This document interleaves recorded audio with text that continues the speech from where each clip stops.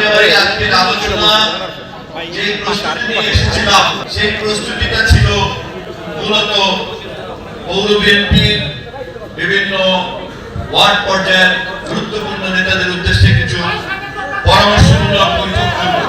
কিন্তু আমি এই প্রতিনিধি সভা যখন ছোটখাটো জনসভায় রূপান্তরিত হয়ে গিয়েছে তখন আমার বক্তৃতার বিষয়বস্তুকে আমি পরিবর্তন করতে বাধ্য হয়েছি। আমি পৌর বিএনপি নেতৃবৃন্দকে পরামর্শ দিয়ে রাখলাম যে ওই আলোচনাটা যেটা আমি করতে চেয়েছিলাম সেটা করার জন্য পরবর্তীকালে আরেকটা আয়োজন পৌর বিএনপি করবে।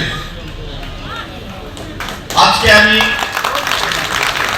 আমি এখানকার উপস্থিত পৌরসভার বাসীর উদ্দেশ্যে আমি কিছু কথা বলবো। সাংবাদিকরা তাদের দায়িত্ব পালন করতে যাবে, সেই জন্য আমি জাতীয় রাজনীতি সম্পর্কে আমার বক্তৃতার অংশটুকু আমি আগে বলবো, তারপর ওনারা বিদায় নেবেন, পরে আমরা আমাদের অন্যান্য সমস্ত আলাপন করব।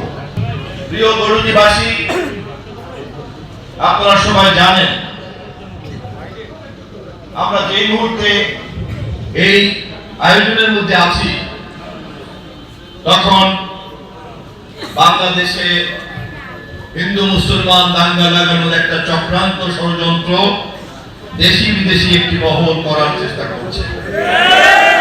আজ পবিত্র জুম্মার দিন, শুক্রবার দিন, বহু জায়গায় বিচ্ছিন্ন বিক্ষিপ্ত ভাবে অনেক মুসল্লিরা এর প্রতিবাদ জানিয়েছে। আমার পরিচিত বাংলাদেশের গোয়েন্দা বিভাগের যারা খুব সিনিয়র কর্মকর্তা, নীতি নির্ধারক, তাদের অনেকেই অভিমত যে বাংলাদেশের ধর্মপ্রাণ মানুষকে উত্তেজিত করার একটা পরিকল্পনা দেশি বিদেশি একটা মহলের আছে। কেননা আওয়ামী লীগবিহীন বাংলাদেশ, শেখ হাসিনা বিহীন বাংলাদেশ শান্তিতে থাকবে এটা অনেকেরই ভালো লাগে না। আর সেই কারণে কৃত্রিম ভাবে আমাদের এই দেশে রাজনৈতিক সংকট, সামাজিক সংকট, ধর্মীয় সংকট তৈরি করার এক নীল নকশা অনেকেই হাতে নিয়েছে।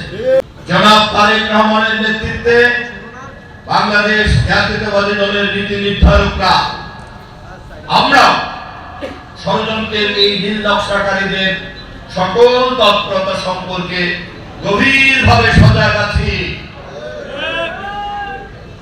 আর সেই কারণে 5 তারিখের হাসিনা পালিয়ে যাওয়ার পর বাংলাদেশের সমস্ত নিয়ন্ত্রণ বাংলাদেশ জাতীয়তাবাদী দলের হাতে আছে।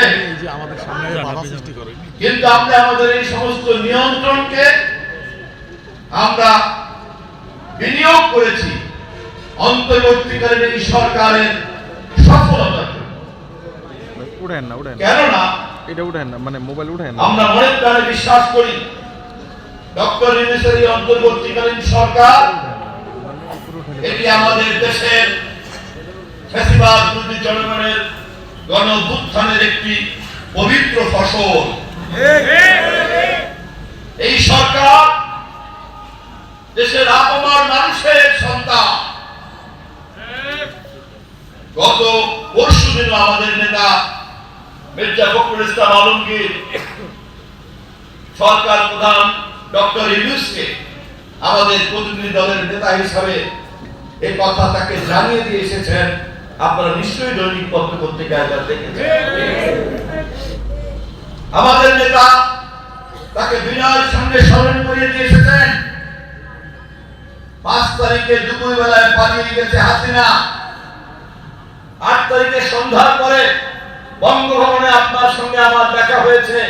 আপনি প্যারিস থেকে বাংলাদেশে এসেছেন। 5 তারিখ দুপুর থেকে 8 তারিখ পর্যন্ত দেশে কোনো সরকার ছিল না। ফেস্টিভ্যালের ওবায়দুল কাদের মন্ত্রী হিসাবে, আওয়ামী লীগের সেক্রেটারি হিসাবে, শেখ হাসিনার লেফটেন্যান্ট হিসাবে ভবিষ্যৎবাণী করেছিল। আওয়ামী লীগের পতন হলে সরকারে না থাকলে 5 লক্ষ লোক মৃত্যুবরণ করবে। অর্বাচীন ওবায়দুল কাদের আর তোমার নেত্রী শেখ হাসিনাকে গরুনদীর এই মাটি থেকে জানিয়ে দিতে চাই, দেশের সরকার থাকলো না, কিন্তু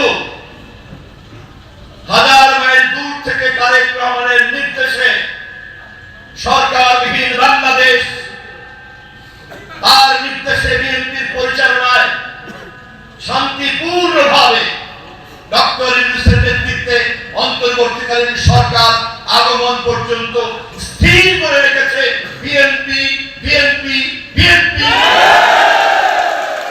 এবং তার সকল গণতান্ত্রিক মিত্ররা।